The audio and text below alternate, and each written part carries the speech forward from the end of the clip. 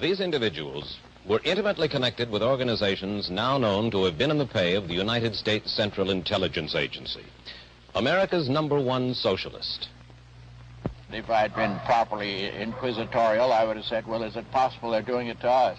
But it literally never occurred to me that they would do it. I thought it would be against their own interest and very much against the interest of what we were doing.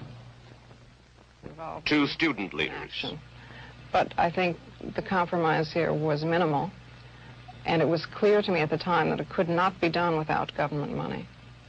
If I had to do it over again, I believe I would do exactly the same thing. I was very sick and disgusted, and I didn't even want to see the president, who was a good friend of mine, when he came back into the room. And it felt betrayed. A labor leader. The Guild has no knowledge that any of the money came from the Central Intelligence Agency or any other U.S. or other government source.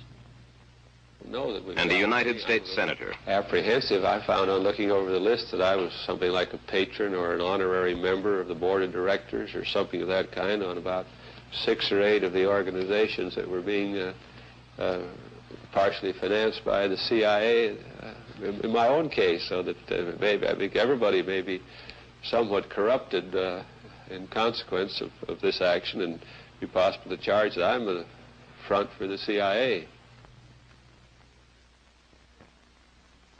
This is a CBS News special report. In the pay of the CIA, an American dilemma. In a moment, CBS News correspondent Mike Wallace. Good evening. The very fact of this broadcast is proof that something is seriously wrong, for whenever you hear about an intelligence operation in progress, that operation has failed. The past 3 weeks have seen a curious kind of domestic spy hunt, Americans exposing Americans. The magazine Rampart started it by revealing that for 15 years, the CIA has secretly financed overseas activities of the National Students Association. But then there came to light a fantastic web of CIA penetrations into other private organizations of American citizens. Tonight, we'll trace that web of CIA entanglements. Like all spy stories, this one will have its fascination. But we hope also to pose some questions for the American public to ask itself and its leaders. Questions about the atmosphere in which this almost comical intelligence debacle occurred.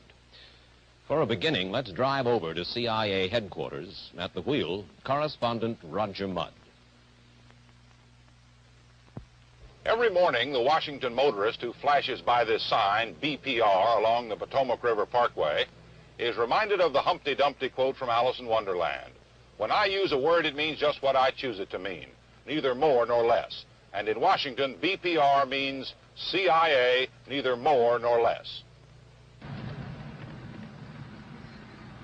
Where are we? Where you want to go? Well, we're looking for the BPR.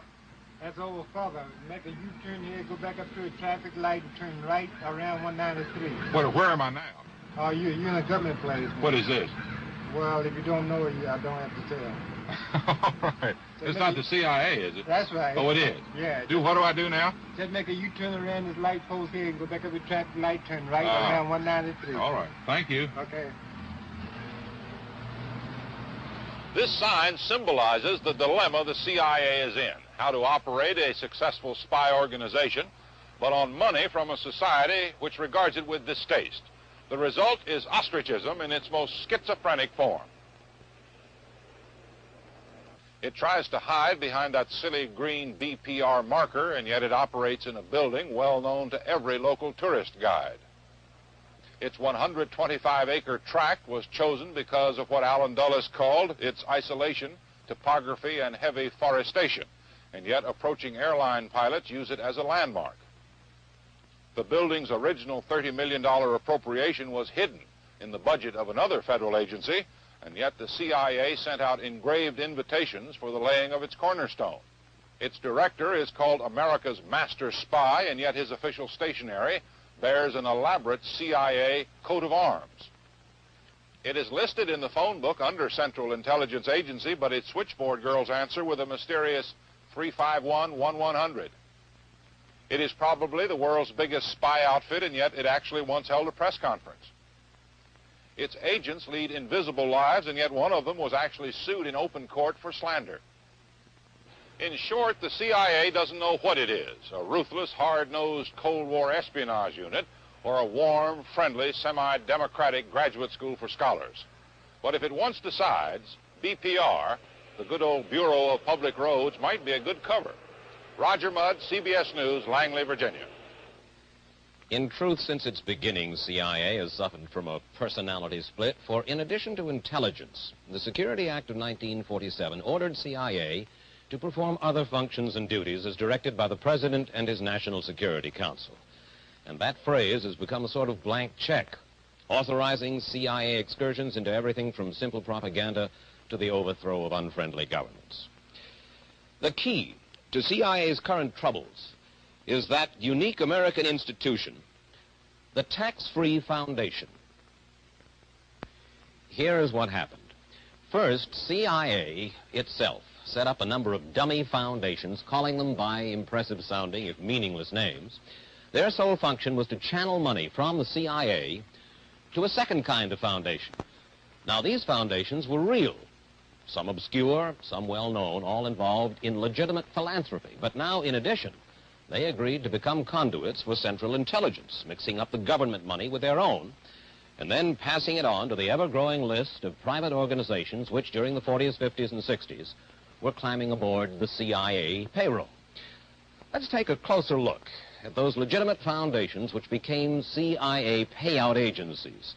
They are among the 15,000 charitable funds that have sprung up in America in response partly to the social consciences of the rich, partly to the structure of our tax laws. They are the operative arms of what has come to be called the American establishment, the power structure of moneyed families, august law firms, prestigious universities, which have had so much influence in shaping American life and national policy since World War II. CBS newsman Norman Glubach reports on some of the foundations which channeled money for the CIA. This building is 73 Tremont Street, Boston.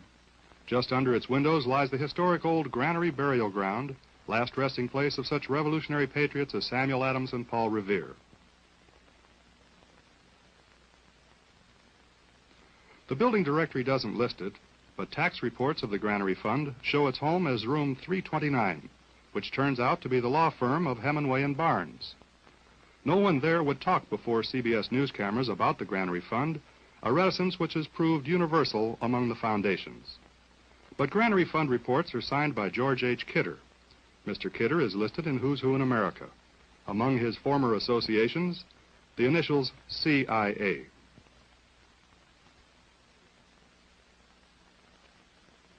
Not far away, 60 State Street, home of two more CIA conduits, the Independence Foundation and the Brown Foundation.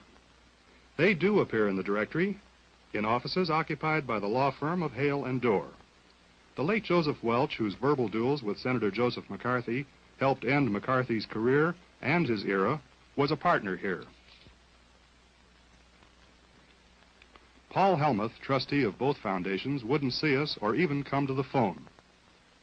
For many years, CIA's financial secrets were safe with men and firms of such discretion as these. But suddenly, a new state law required foundations to publish their income and outgo.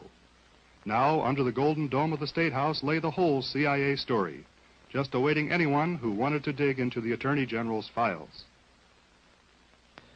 Those files had become a time bomb, yet CIA never tried to defuse them by changing its operations.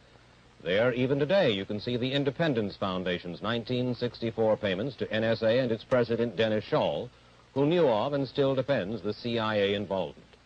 You can see that the Granary Fund in 1965 received $650,000 from 3 CIA dummies, transmitting the money to such beneficiaries as the John Hay Whitney Trust and the Retail Clerks International Association.